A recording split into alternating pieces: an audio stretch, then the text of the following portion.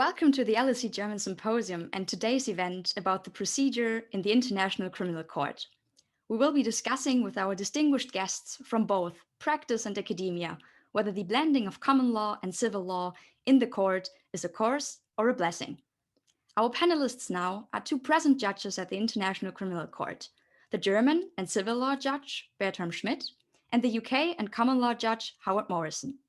Moreover, we have Professor Alex Whiting, Deputy Prosecutor of the Kosovo Specialist Prosecutor's Office and Professor of Practice at Harvard Law School with us.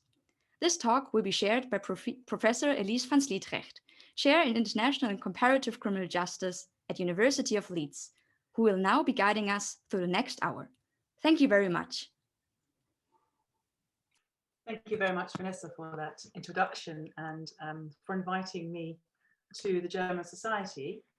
I feel privileged to chair this panel with some very distinguished speakers and practitioners in international criminal justice who all have experience in practicing in their own jurisdiction. And tonight we will be reflecting on their experience, which is different, common law versus civil law, and how that plays out in the international arena, if you like, which is a sort of amalgamation of both legal cultures. And we're going to do this format a little bit differently maybe than you expected. So we will not have 3 lectures and then a Q&A. We're going to have a little bit more of a lively format, or at least I believe it will be more lively. And we are having a Q&A basically around 6 themes, each themes that really are at the center of the culture clash, if you like, or hybridity of the procedure at the International Criminal Court. And the themes have been suggested by the speakers themselves. Each of them will speak to the theme if time allows. Yeah, I might have to manage it a little bit strictly. We'll see how it goes, because I definitely want to leave room for Q&A for you to have the opportunity to ask our panelists some questions. So maybe we can start with the first topic, and that's the position of victims in proceedings. And as you probably know, there are different ways of looking at this. The common law system does not really allow a full participation during the trial when you're talking about guilt or innocence. It's only after the conviction in the sentencing stage that a victim has the opportunity to speak out. In the civil law system, that's very different. There is the opportunity in quite a number of civil law jurisdictions, certainly those who are EU members, to allow for the victim to participate fully or speak out, at least with a lawyer, to the charges and the experience. In the international arena, there's a bit of a mix. Some international tribunals allow it, others don't. ICC is very clear when it was set up, victims must have a place. And I'd like to hear reflections of the 3 practitioners on the panel, how that works. Is it satisfactory? Does it meet the expectations? Anything they want to talk about. But before all of that, one question I want to ask to each of them is, what is good about the ICC procedure? What is something you really like that is actually not part of your own domestic jurisdiction? So before we kick off into the victims, sorry, I should have started with this, I forgot about that. But what do you really like about the ICC procedure, which is not in your domestic system presence? And can I start with you, Judge Schmitt? Thank you very much for giving me the floor and also for the invitation. What is particularly good, in my opinion, in the ICC procedure is my role as a presiding judge that I can have at this court. Might surprise you. We will come back to the role of the judges later. As you have correctly pointed out, I'm socialized in a German civil law system. I've been for many years presiding judge in fact-finding instances dealing with murder cases, sexual violence, and organized crime. And in Germany, this means that the presiding judge is sort of the investigator in the courtroom. So normally 80–90% of all the questions to witnesses are put by the presiding judge to witnesses, also the question of experts. Moreover, the presiding judge in Germany decides on procedural matters, or the whole chamber, it depends. Is of course responsible for the fairness of the overall proceedings. In a discussion a couple of years ago, a colleague from the common law said that he thinks this is a psychological monstrosity. Okay, I think this is a little bit exaggerated. Yet, having now experienced the ICC procedure, with I will come to that shortly, with these common law elements, I think this suits my role as a judge better, I have to say. Because this strong, very strong position the presiding judge in Germany has also a strong flip side. If the presiding judge is the one, so to speak, it's perceived as the person taking the evidence in the courtroom, and you do that normally in orientating yourself on the confirmed charges, indictment, as you would say, then it is understandable that, especially from the part of the defense, the presiding judge is perceived as sometimes perceived as siding with the prosecution. And this perhaps explains why in Germany there is a lot of contention and a lot of sometimes bad blood in the courtroom, which is directed at the presiding judge specifically. So although I have to admit that at the time in Germany, I liked the position very much because it's very powerful then. I have to say now that I think at the ICC, I can have a more restrained role. I think we come back to that, meaning that I don't see myself there as the person being responsible for proving anything, fortunately, which means that I have the impression that I can act much more fair, impartial, act in a way that I'm perceived as an impartial arbiter. And I've come to cherish that, so to speak, and to enjoy that. And I hope this was not too long, but this is what I think. No, not at all. That's an excellent insight. I'm really happy with how you reflect on that, and the honesty also with that. Howard, Judge Morrison, what would you argue is something you'd miss if you'd have to practice back home in the UK that you liked at the ICC? Well, it's a bit of a relief not to have a jury when you're in practice, although it's more demanding because, of course, you're judging fact as well as law, making determinations of fact. So it's a broader brush that you have to paint with, or a broader canvas at least. I'm pleased. I was pleased as a trial judge at ICTY to be able to participate in the factual element of the case in a way that I couldn't, because since I went to the ICC, I've not done any trials. I've been an appeals judge, so it's a rather different concept. There's not much different between the role of an appellate judge in the UK and an appellate judge at the ICC. Essentially, it's more of a determinative and academic role as of a practice role. But I think that the distinctions between jury and non-jury trials are probably the biggest distinctions for any common law judge going to an international court or tribunal, including the ICC. I think probably the biggest thing is the practical thing that we're moving on to is the status of victims.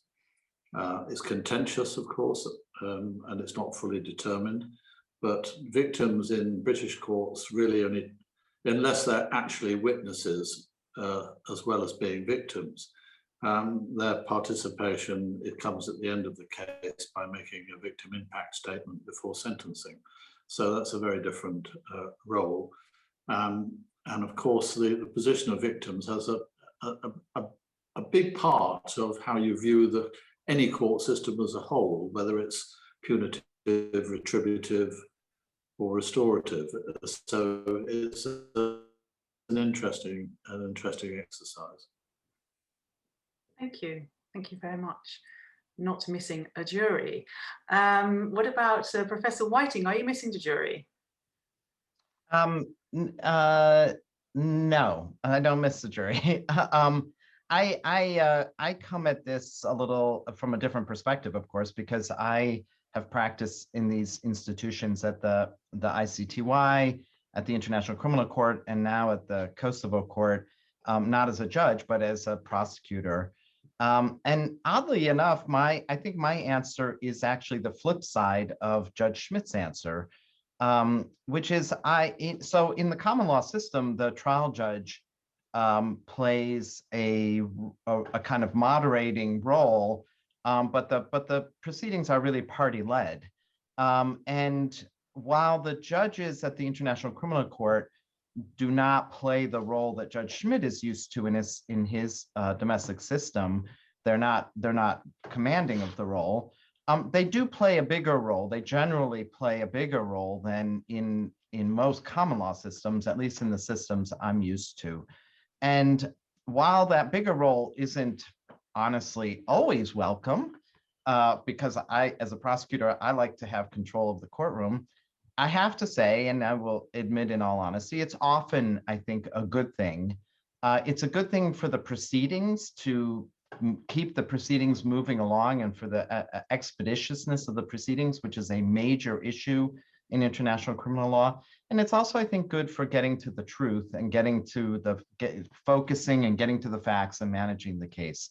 So when it's well done, and I can say that the judges here are famous for their ability to manage this well. When it's well done, it's a blessing at the International Criminal Court. Well, we'll come to the role of judges a little bit later on, because there's, I'm sure, more to say about this. But this was a really good kickoff. Thank you very, very much. Good warm up. So let's go to the position of victims.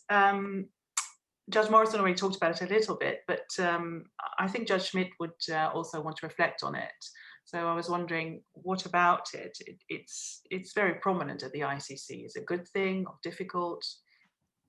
Your view? I think, like always, you will have to differentiate. What is the fact, of course, is that participation of victims is one of the cornerstones of the Rome Statute system.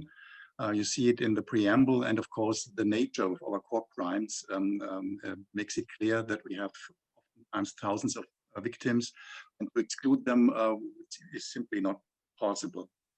From my background in Germany, this is a very familiar concept, with even more rights, much more rights than you have at the ICC. We call it in Germany a private accessory prosecutor. So you see already that there is something like a prosecutor in it. Victims have an unrestricted right in Germany to submit evidence and to question witnesses. It might surprise you and others that I'm not in favor of such extensive rights at the ICC, and I will try to lay out my reasons for it.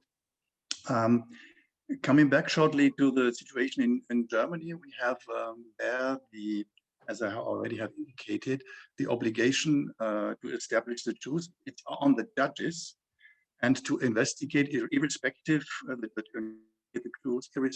of parties' submissions. So the argument is, it doesn't matter how many victims' representatives are in the courtroom, it's still up to the judges that they can tell, also the prosecutor, defense, they can tell whatever they want, they can submit whatever they want, it's up to the judges to decide. So they say that this doesn't matter.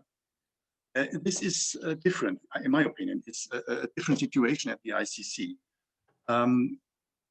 At least in principle at the ICC, the presentation of evidence is done by parties, by prosecution and the defense. And this makes it, of course, and this is more common law orientated in my opinion.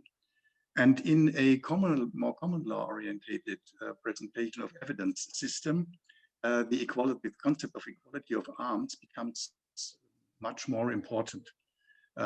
Actually, in Germany, we never use this term equality of arms, because it's not parties that are fighting each other, so to speak. And I think the main provision in the Rome Statute, Article 68(3), has really reflected that you can't give the victims, or you should not, full participation rights like they would have them in Germany, for example. There are a lot of caveats, there are a lot of restrictions in this wording. first of all, it starts with views and concerns. So this does not necessarily mean presenting evidence. It has been interpreted like that. I'm fine with that. Then it continues only if appropriate. And what is for me decisive is, and only in a manner which is not prejudicial with the rights of the accused and fair trial. And in my opinion, as perhaps I already said, that might surprise you, I think an unrestricted right to present evidence, to question witnesses on all matters would be prejudicial, because the role of the witnesses is, of course, not one-on-one the same, and the interests like with the prosecutor. Yet, it largely overlaps. So if at the ICC, you would make no differentiation here, you would give them the same rights as the prosecution, so to speak. This would mean that this, this delicate balance of equality of arms could tip in favor of the prosecution and on the same side of the victims. And that would be, in my opinion, prejudicial. I know you can have different opinions on that, but I think it accords very well with the wording of Article 68.3 and its meaning. So, for example, in one case, the chamber where I was also did not allow, for example, questioning as a prosecution is give effect to my thinking here, was heavily criticized from some circles. But this is what I would like to say. Victims' participation is very important, but the judges have to balance these victims' rights with the rights of the accused, and especially fair trial. One last sentence to that. In Germany, there is, although the system is completely different, as I've explained, is a growing discomfort with these ever amended rights of victims. So there was a famous case in Germany where you had 4 prosecutors, 4 defense counsel, and you had 40 counsel for victims. So it's simply from the optics. That is perhaps 10 years ago, I would have said it's normal, okay, let them sit there. But now, from my perspective, now again, after 6 years at the ICC, this does not seem fair. I don't know, this is not a good argument, but it does not look fair. So this is what perhaps as an introduction I want to say on that. That is really interesting. So how stepping back, working in a different system makes you look differently at your own system, and more critically in this particular case. Yeah. Judge Morrison, you come from this common law jurisdiction. Victims only make victim impact statements in the sentencing stage. Is that how it should be at the ICC, or do you like the current situation? Like is probably too strong a word. I accept the necessity and I accept the value of it. I have a certain caveats.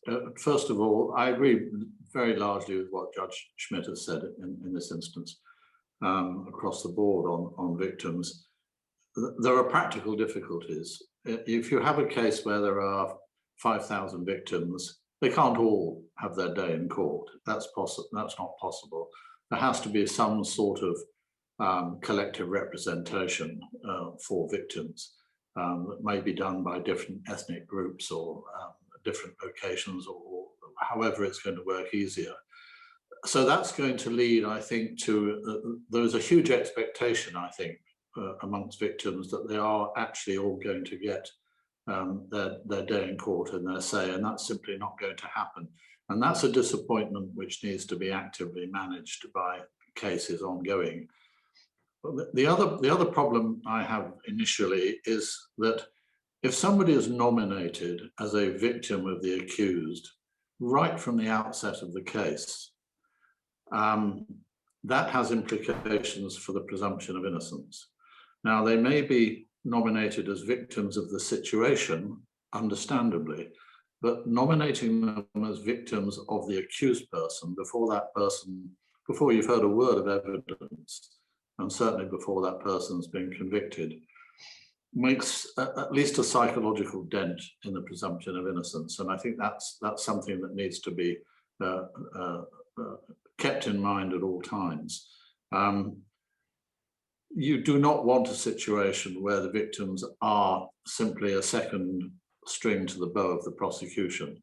There has to be an identifiable role, and they have to be seen as what they are, interested participants as victims, but not prosecutors. And I think that requires very careful handling by the trial judges. I'm not one of, but so those are my general views. Thank you very much. I'm not doing very well as chair because we're already running over in terms of if we break it up, will we make it to the end? But this is a very important topic, and I really wanted to hear all your views. So I'm going to go to Professor Whiting as well, also because I think you might come with a different view. Professor Whiting. Well, No? I'll try to be short, but I actually share many of the thoughts and concerns of Judges Schmitt and Morrison. I like them. I think it's an important part of the ICC, but I also share the concerns that they've raised. I would add two other points, though. One is something I do appreciate about having the victims as part of the process, and I should say that I come from a common law tradition where, like Judge Morrison, where the victims do not play this role, so it was quite unfamiliar for me. I do think that there's a way in which the victims, having the voice of the victims in the courtroom, keeps everybody, for want of a better expression, keeps everybody honest, because with these trials take place in The Hague, far away from the crimes, in these kind of, contained courtrooms with professional international lawyers and judges, goes on for days and days and days, and it can be a little bit hermetically sealed. And I think it's I appreciated having the victims there to bring us back and remind us from time to time what was at stake here and what this was all about, so that we didn't lose sight of that. And then an additional concern, which I think was hinted at, but I just add to, is that just as a practical matter, the tribunals are under-resourced. They're struggling to manage these cases, and adding the element of the victims just as one more thing, one more procedural dimension element, that on top of already cumbersome, slow trials. And so for me, I appreciate the limits both for the fairness of the accused in the process, but also for efficiency purposes, that their role is important, but that it's contained and limited in an appropriate way. Thank you very much for that. Really insightful. True, practically it is a real challenge how to accommodate victims and their expectations, indeed. Now let's move on to the second point that you wanted to discuss, and that has to do with basically the role of trials. Are they there to tell the truth, the material truth, or are prosecutors there to prove their cases and courts to establish whether they have? So it's sort of this idea of material truth versus proving the indictment. Material truth very much a civil law concept, and proving the indictment in a bipartisan trial is the common law concept. And I was curious to hear, first of all, Judge Morrison, what is your take on this? And I believe you want to talk specifically about no case to answer, to streamline it a little bit in view of the time. Maybe you can say something to that. Yes, I mean, I don't find there's a huge difference in the end result between the common law approach of beyond a reasonable doubt and the civil law approach of an intimate conviction. If you have an intimate conviction, then there is no room for reasonable doubt. If you have no reasonable doubt, it could be said that you had an intimate conviction. You're approaching the same state of mind from a rather different direction. But I think at the end of the day, this idea that the common law system is simply a battle by the best advocate, I think is overplayed and misplaced. I think that I've done many hundreds of trials in the UK as a judge and as an advocate, and it doesn't have that adversarial aspect to it at the fore. It's far more finding out what actually happened. So I think I strike a cautionary note about thinking there's too much of a distinction between the two. As far as no case to answer is concerned, it's sometimes thought of as a common law concept, maybe more prevalent in common law, but it's found a place in all the international courts and tribunals. And the reason for that is it's a concept that underscores both the burden and standard of proof. If by the close of the prosecution case, on an analysis of the evidence, it's shown that it's incapable of meeting the requirement to prove guilt beyond a reasonable doubt, then prosecution has simply failed to prove its case. And in those circumstances, my view is that the accused is entitled to an acquittal. An accused cannot be compelled to give or call evidence, and nor must there be any psychological pressure on an accused to do so. In the UK, in former times, if you made a submission of no case to answer, you were expected to stand by that submission and not call any evidence or give evidence should your submission fail, and the case remained with the jury. And so there was quite a lot of subliminal pressure on the defendant in those circumstances. A submission of no case to answer tests the case to see if the evidence is sufficient, so that if there is some evidence on which a reasonable and properly constituted court could convict, then it goes, the trial goes on, and it's not would convict, it's could convict. So it's actually quite a low threshold. It's not the showstopper that some people think it is inevitably to be. So I think it's important that if the evidence is weak, too weak to sustain the standard of proof, then it's right and proper that the accused is acquitted at that stage, or at the very least there is a retrial, depending on the complexities of the case and the evidence. And it's also in the interest of judicial economy. International trials are very long. If at the end of the prosecution case, it's obvious that the case is not going to end in anything but an acquittal, looking at the strength of the evidence, then why not stop it? You're not just saving hundreds of dollars, you're not just saving thousands of dollars, you're saving hundreds of thousands of dollars, if not millions. Clear. Just to move on, if that's okay, because we will touch upon it maybe when we talk about evidence. Let's move on to the third point. So there's a real distinction between the legal cultures, the legal systems of common law, civil law around evidence, the very strict rules of admissibility versus the very lax rules of admissibility, and that has everything to do with the use of a jury or not. And the ICC is a sort of strange mix here, and I'd be really curious to hear what you think about the current system, the flaws that could be improved. Is it welcome, or just interested in general? So maybe Professor Whiting, you could kick this off. Yeah, sure. And as you say, this turns largely on the fact that there's no jury. That changes the requirement for strict admissibility requirements for evidence. But if I could step back for a moment, I think that one way I try to think about this issue in terms of blending the common law system with the civil law system at the International Criminal Court is that it's not just a kind of pick and choose what you prefer and what you're used to or what you come to like, but I think we have to think about what is most suited, what procedures and rules are most suited for these sorts of cases. What makes these cases, these international criminal cases, special? And I think that there are several things, there are a number of things that make them distinct. They tend to be on a massive scale. The prosecutions tend to occur far away from the scenes.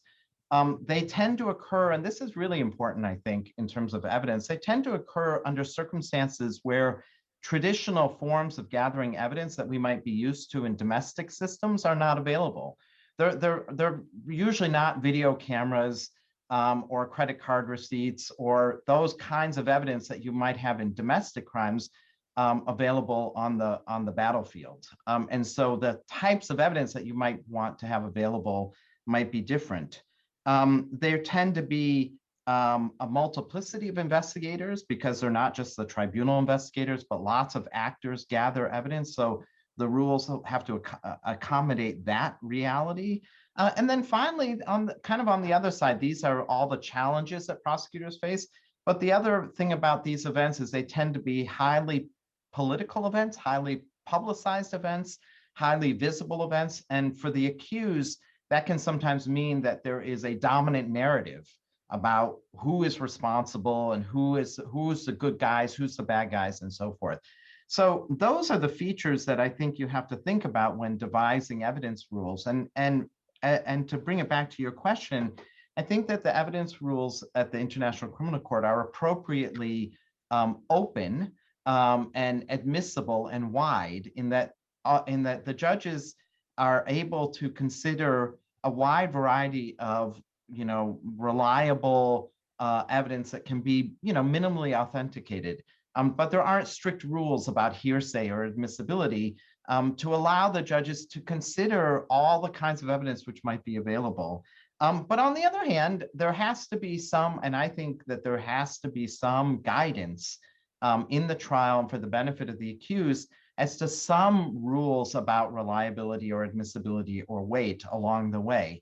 So it may not be that there has to be strict decisions on each piece of evidence, but if there's evidence that's clearly not going to be considered or shouldn't be considered, the parties should be made aware of that. So there should be broad guidance, though not necessarily strict. There also has to be other considerations about how evidence is admitted into the record, whether it's oral evidence or written evidence. And here, again, and this is the answer to many of these questions is striking the right balance. So it's impossible to have all the witnesses who might bear on the questions of guilt or innocence come testify orally. The trials would last far too long. So written evidence is appropriate. However, there should be oral evidence on the key questions in the trial and the evidence that goes to the liability of the accused. So I think that in terms of just to finish, the rules of the International Criminal Court do pick from the two traditions, oral, written, and so forth. But there should be a kind of logic to how those rules are devised that fit the types of cases and the needs of the cases that come before the ICC. Very clear, thank you. Maybe a short reflection from both of the judges. Judge Schmitt. I largely agree with what Alex Whiting has said. To come back to the last point he has said, I also think that with regard to witness evidence, the main evidence against the accused has to be taken in the courtroom. Otherwise, we wouldn't need public hearings, and we would not need the, somebody would say, the immediate impression of witness in the courtroom. I have to say that this is in times of the pandemic. There's of course the temptation to say, let's make it easy. Let's introduce via Rule 68(2)(b) and largely via Rule 68(3). But I agree with Alex Whiting that the core evidence has to be taken, in my opinion, in the courtroom. And what the core evidence is, I would like to add that, is the ICC clearer than in any other court in the world, I would say. There's something wrong here. Because we have not only the confirmation of charges decision for the indictment, we have also a trial brief which presents the view of the prosecution, and it shows not only the witness, the main witness evidence that the prosecution wants to bring forward, but also the main documentary evidence. And this is the evidence around which evolves the whole case in my experience to 95%. Strict rules on admissibility, I would always rule on admissibility if it comes, also this is a German understanding, I have to admit that, when it comes to procedural matters. So any precondition for introduction of any evidence which could bar this evidence from being introduced. So this is examples would be Article 56, unique investigative opportunity, and Rule 68. Of course, it's in the statute Article 69.7. This has to be ruled upon. And also, I agree that some broad guidance in the courtroom. I would of course say from my position, we come to the role of judges, give that it hints in the courtroom, but to say, do we really need that? This is clearly not relevant for the case. I would also agree on that. And there are a lot, of course, there are and especially with regard to the professional background and the socialization, so to speak, of the judges, there are a lot of potential gradations thinkable, yes. But in principle, I agree with this. I think. Thank you. Judge Morrison, evidence. Yeah, well, ICC. one of the things that surprised me when I first came into the realm of international criminal law wasn't simply that there were a few rules on exclusionary evidence. There were no rules of exclusionary evidence. It was an open door, and that came as a bit of a surprise. Of course, there's a huge distinction between a jury trial and a non-jury trial. You want to make sure that the jury doesn't hear evidence which is irrelevant or inadmissible or just purely prejudicial. It's very hard for them to not consider that when they go to consider their verdict. And one hopes that professional judges, if they do hear it, are able to intellectually distinguish between that which is proper and that which is not. But I think it actually boils down to this. I'm happy enough with the regime at the ICC. The real issue is this: the prosecutors, a competent prosecutor, should not be seeking to adduce irrelevant or purely prejudicial evidence in the first place. There should be a measure of discipline in the evidence which they are going to put before the court. And that's both an ethical and an intellectual exercise. But I think it's one that the prosecution needs to be very cautious about. It does no good for the fairness of a trial if those sort of strict ethical aspirations are not met. That's clear. Point taken. I think we can all agree on that. Thanks. I'm going to move on to point 5, and we'll see where we stand with the role of judges, because I do think that we've touched upon it here and there already. So let's see if we have some time, we can go to that. But I'm already seeing some great questions coming in, and I really want students to be able to ask them to the panelists. So the role of the pretrial chamber. Pretrial chamber, of course, the chamber that, a novelty in international criminal procedure, the chamber that confirms indictments, that oversees investigations, in particular with regard to the prosecutor when there's no state complaint or a Security Council referral. What about that role? Is it welcome? And I suppose the best person to ask is a prosecutor to start with. So Professor Whiting, what about the role of the pretrial chamber? Something you're not familiar with, of course, in your own system, I think, in that same way. Well, it's a little bit different. I think that the pretrial chamber, the role of the pretrial chamber has a lot of potential. And the hope, I think, was that the pretrial chamber would accomplish two things as compared to previous tribunals, and address two challenges. The first was to make the proceedings more expeditious by trying to move things along, identify the issues more clearly, so that the whole process could be more expeditious. And then the second is to weed out weak cases very early on, so that you don't have a phenomenon of an accused facing a prolonged trial that goes on for years and years sometimes, and then being acquitted. I think that the process as it's developed at the ICC has in some cases accomplished the first, because there were in fact a number of cases that were weeded out, but has probably failed, and maybe failed quite dramatically in the second, because in fact what's happened is in my view, and I'll be interested in what the judges think of this, the pretrial chamber process at the ICC has expanded beyond what is necessary to accomplish these goals, and it's become a whole lengthy proceeding in itself. Now, there have been measures to address this, and it's gotten a lot better over the last years, and it's become much more efficient.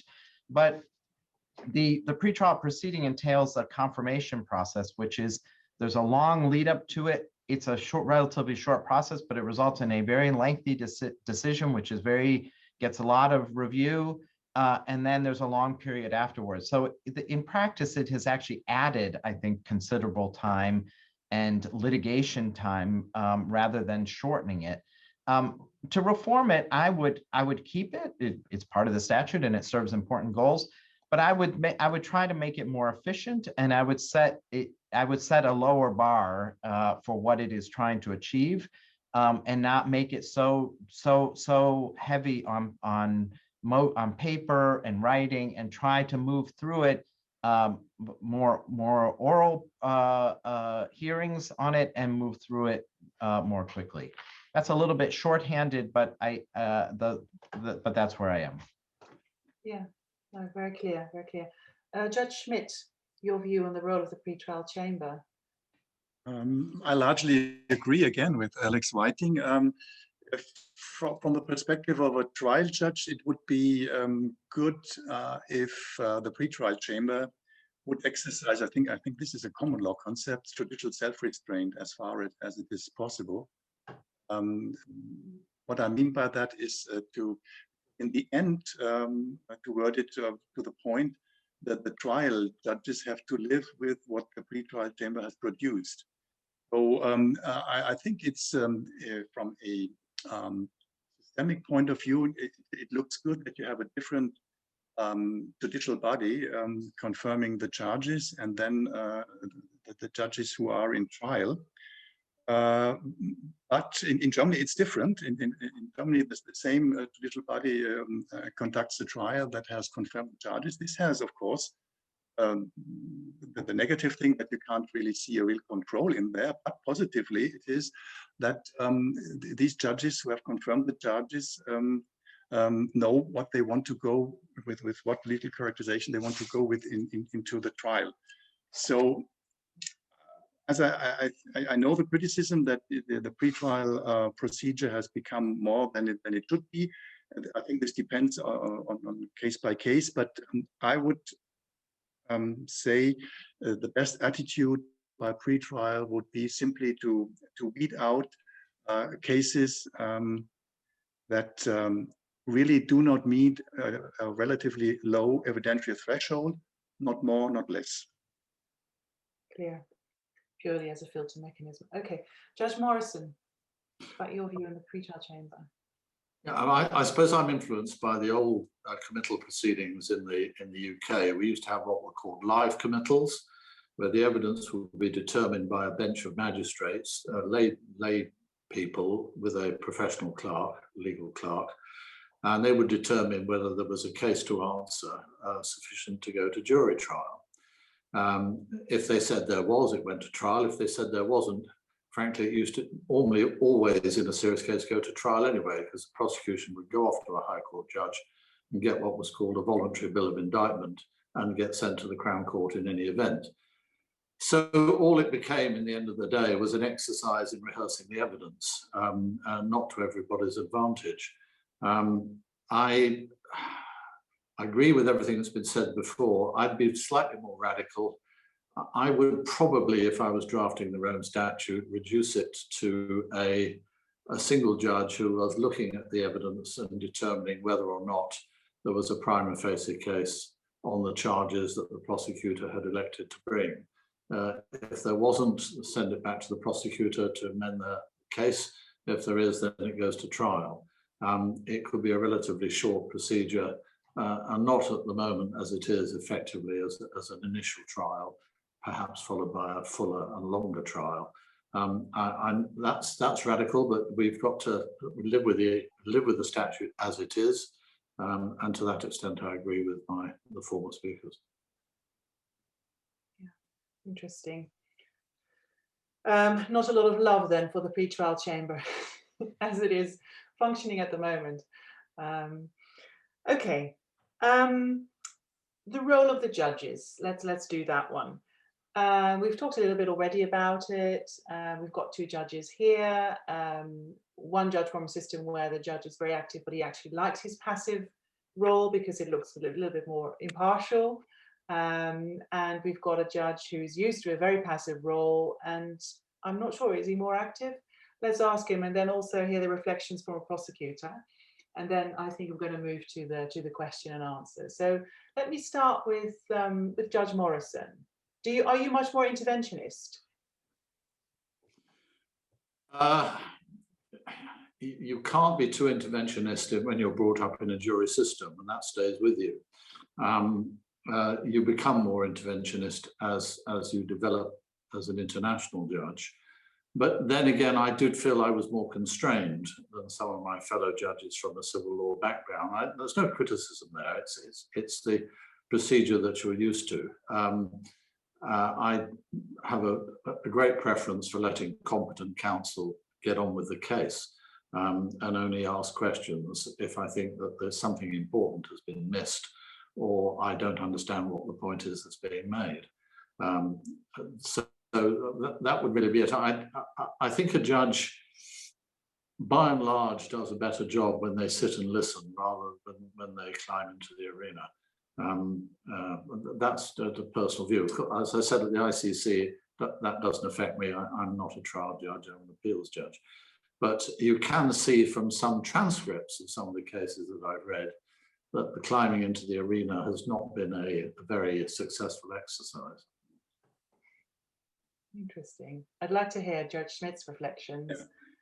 So I have to say, in my initial remarks, I said that I enjoy not having to be the investigator, as I formulated it, and not to be in the arena, and I really do. But this does not mean that I want to be completely passive. As I said, this role that I find better suited and that is derived from common law practices is tends to the taking of the evidence in principle and not being in the arena. But of course, I would step in and be interventionist, if you call it so, especially when it comes to questioning, when I want to focus the parties on material matters of the case. I would step in to avoid repetition and wasting time in the courtroom. And I have to step in because this is in the rules through 88.5, I think. If I think by the manner of questioning by one counsel, a witness is intimidated or harassed. So if you call that interventionist, but I don't think so. If you look at even at the Nuremberg trial transcript, you see that the presiding judge also stepped in when he thought, for example, I recall questioning by a prosecutor when he thought it's repetitive or he didn't understand it. So this would be my understanding of the role of the judge in the ICC system, to try to streamline. And a precondition for that, Howard would not agree on that, I think, is to be prepared. So I'm used to that in that practice, working practice from Germany. So before I go into the courtroom, I have read the former statements of this witness, because I think then I'm better suited to lead a little bit counsel in questioning if it one of these instances occurs. So yeah, let's say, and also I think coming back to what has said, the flip side. It's not really a flip side. I try to be more active than a purely common law system educated and socialized judge would be, but much less interventionist than I have been in. Yeah. Clear, thank you. Professor Whiting, your reflections. I'm also curious to hear about your experience with when you have your cross prepared and then you suddenly have a judge who sort of intervenes that strategy, or maybe you've not had that experience, but I know from some counsel. Yes, Professor Schmitt, want to say something? Sorry. I only want to do this leading question, and I want to say something afterwards. Okay, great. I can't wait to hear what you're going to say about leading questions. I'm very interested. But yes, I have had that experience of trying to lead a witness either in direct examination or cross-examine a witness and be interrupted. And that, to me, that is that's often very unwelcome, because it can, you know, if you have prepared carefully in your examination of a witness, you have devised the questioning to elicit information and elicit a narrative and hopefully elicit the truth, whether it's by confronting the witness or allowing the witness to speak. And there's often a kind of plan and strategy to that the witness has some understanding of, or you some preparation for, whether you've prepared the witness or not.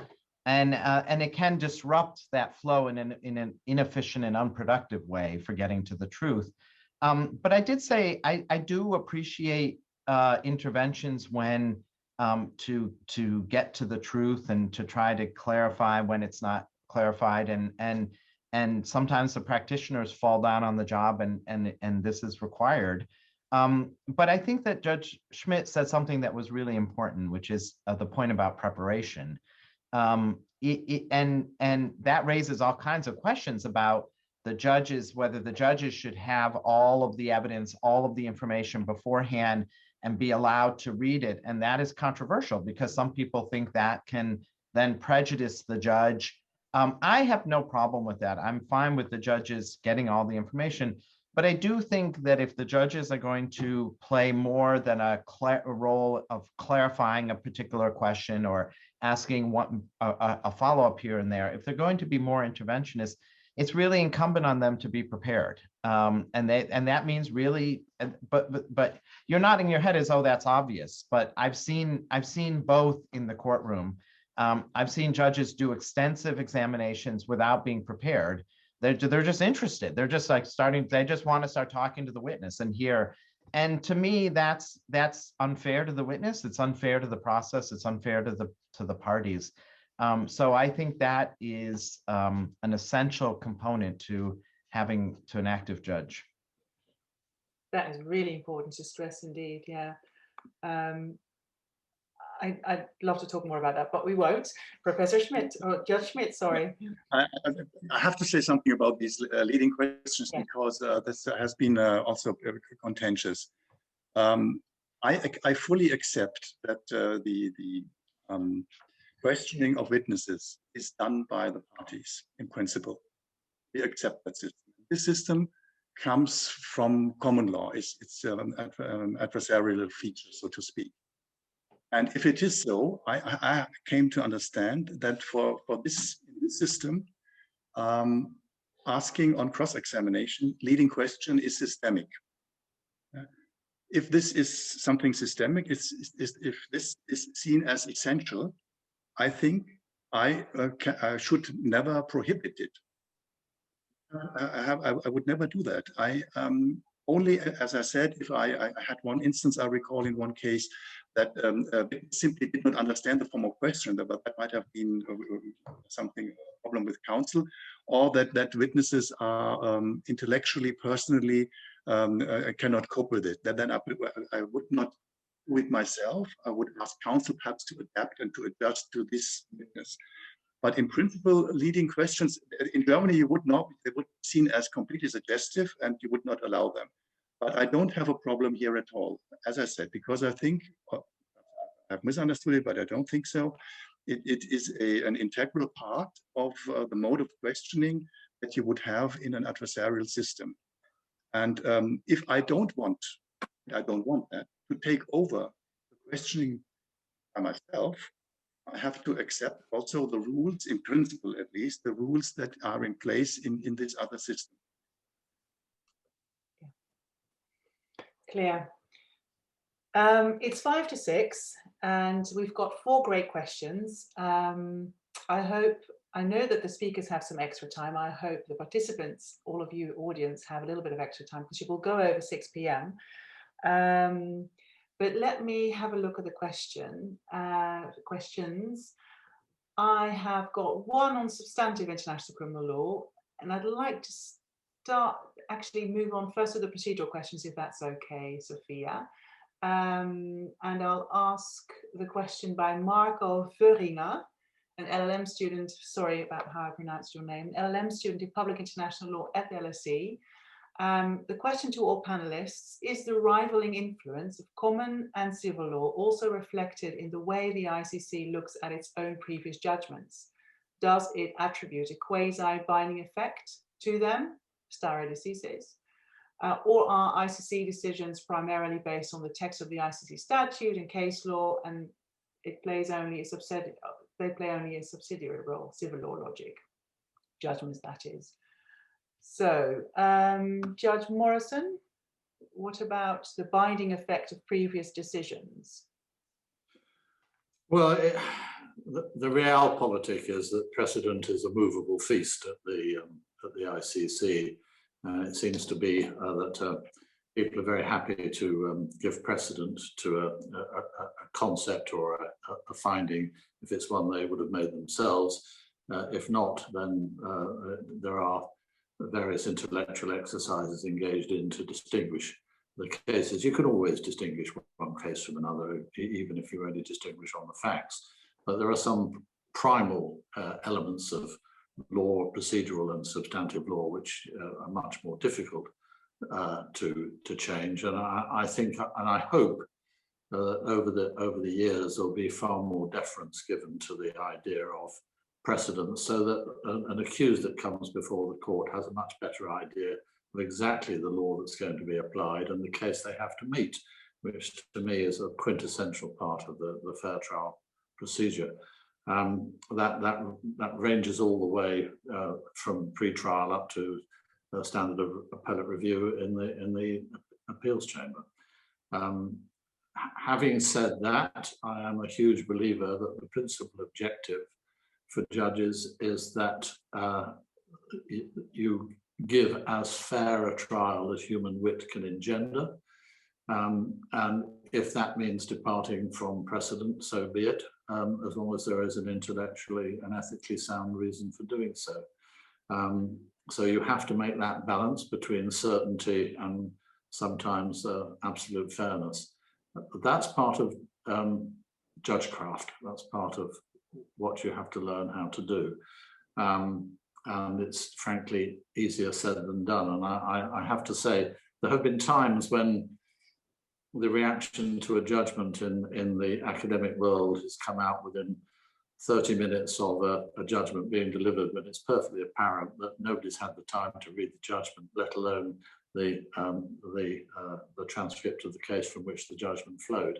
It can be slightly irritating, but you live with it. It is, of course, certainty in the law is a major requirement. These judgments are sometimes 1,000 pages. You have to go a bit easy on the academics here, Judge Morrison. Yeah, I know. It's just that in 5 minutes you don't need 10 pages, let alone 1,000. But there we are. I fully agree with you on that one. I'm going to read out another question to another panelist to answer.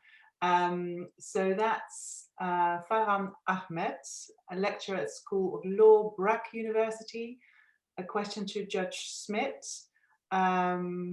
What are your views about the concern that the defense effectively has to respond to 2 separate sets of submissions during trial, one by the prosecution and the other by counsel for victims? What are the implications of this practice on procedural fairness and equality of arms? How could the wisdoms of the 2 legal traditions help us traverse this tight rope? I think that's a very good follow-up to what we talked about when it came to the position of victims. I try, and when together with my colleagues in the cases I am in, not to put the defense in a position that they have to answer to two set of submissions with regard to the guilt of the accused. I'm convinced that to prove the guilt of the accused is part of the prosecution, the obligation of the prosecution, and not of the victims. That is my personal opinion. You can have different opinions, but I think I laid out that Article 68, paragraph 3 gives the judges enough leeway to avoid a situation that is indicated in this question. I think that already answers it. Great. Then we have a question by our host, Vanessa. Question to Professor Whiting. Do you believe that civil law judges tend to be more formalistic, positivistic in their argumentation and closer to textual interpretations of the respective legal texts? What kind of difference do you observe in the way of thinking about the role of the law of lawyers from different judicial systems? Love that. Well, I think one thing that I've been struck by even in this panel is that we have two people from the common law tradition and then Judge Schmitt from the civil law tradition, and yet what is striking is how many points of agreement we have. And I think that my experience in this world is that the people who come to practice in this world, whether they're prosecutors, defense lawyers, judges, victim representatives, are for the most part people who are willing to think beyond their own procedural traditions, to learn, to adapt, to understand that this international world requires something that is different, that draws on both for legitimacy and for good ideas. And as I said before, to devise a procedure that is appropriate for these types of cases and these types of tribunals. And so I don't generally have the experience of saying, oh, this person, except if they're brand new, maybe when they're brand new, but if once they've spent some time at the tribunals, you generally don't say, well, this person is a civil law, or common law approach. There really is an evolution, a melding. Maybe they're pulled in some moments to their familiar traditions, but I'm struck not by how much they're tied to those their origins, but how far they've come to this kind of blended procedure that we have. Yeah, I would agree. And in all the answers that we've heard tonight, I think that was indeed very clear, that the judges have socialized in the system, and so have you, I think, and you see the pros and cons of your own system in having worked in this system for a long time, and you forget more and more about that cloak. You sort of leave it behind, I think, after a number of years of practice. Okay, we've got one last question, and it's a substantive law, and I love this one because it's very in my area. So if you don't want to answer it, I will. But I'm going to read it out. So it's Sophia Weston, a Humboldt University Berlin alumna, and currently doing an LLM International Criminal Law at the University of Amsterdam and Columbia Law School. So how would you ask the question with regard to the defense of duress, which is in Article 31(1)(d) in the ICC statute? Is it a curse or a blessing? It now allows for the defense of duress even when victims are killed, which is not possible in most common law jurisdictions. Would you consider this codification of the defense in the Rome statute as a failed attempt in trying to accommodate the traditions of civil and common law? Question mark. Or not? How would you view this defense? Who wants to go first? Judge Schmitt? Actually, since this is plays a role in a case where I'm in, or played a role, I would not feel very comfortable to answer. Rather that. not. I would fully understand. Feel more comfortable if my colleagues would answer. Yeah, Judge Morrison. Yeah, I mean, 31(1)(d), and it's worth reading out. It says the conduct which is alleged to constitute a crime within the jurisdiction of the court has been caused by duress resulting from a threat of imminent death or of continuing or imminent serious bodily bodily harm against the person or another person, and the person acts necessarily and reasonably to avoid this threat, providing that the person does not intend to cause a greater harm than the one sought to be avoided. That has a lot of parallels with self-defense in common law, whereas you're entitled to defend yourself, and you're entitled to do something that might prove very dangerous to another person, as long as it's not completely over the top, and it's not unreasonable, and it's not unnecessary, and it's not unreasonable. So there's a sort of parallel between duress and self-defense. It's not an exact parallel, but you can see why it has a sort of a common ground to it. It's based upon the preservation of self, and I don't see anything wrong with the preservation of self, but then you have these conflicting problems. If a soldier is ordered to kill somebody in circumstances where it's quite apparently an unlawful order, and says, and then comes to court and says, well, you know, my officer told me to kill them, and it was perfectly obvious to me that if I hadn't killed them, then I would have been subject to violence or even death myself. And I think you need to start to look at a higher ethical standard there. And my own, and this is purely my own view, is that the soldier in those circumstances should say to his commanding officer, "Do your worst. I'm not going to commit this crime, and if that means that I suffer, so be it." Now that's a counsel of perfection, I know, but for me, that's what diminishes the efficacy and the probity of having a duress defence. I'm glad to see you've not left your common law roots there, because that is exactly the position in English law, in the common law. And I teach it to civil law students, and they really don't understand. But I think we have to round up, don't we? Because I see Vanessa pop up. We could talk about this for hours. Can I just, before I give you the floor, Vanessa, thank my panelists for this great interaction. I really enjoyed it, and it was a privilege to host this. So thank you very much also, Vanessa. Take it away. Thank you. Thanks to all of you, indeed. So the LSE German Society was delighted to welcome all of you, Judge Schmitt, Judge Morrison, Professor Whiting, and of course also a big thank you to you, Professor van Sliedregt, for being here at the 20th LSE German Symposium, this time virtually. We would definitely also like to thank our audience for listening and asking all these intriguing questions. Definitely interesting for me, and I hope for all the others too. If you want to know more about the symposium and upcoming events, we still have Ursula von der Leyen, for instance, coming to the LSE German Symposium. Just visit our website at germansymposium.co.uk. And with this, I would like to wish you good evening, good afternoon. Bye. Bye-bye.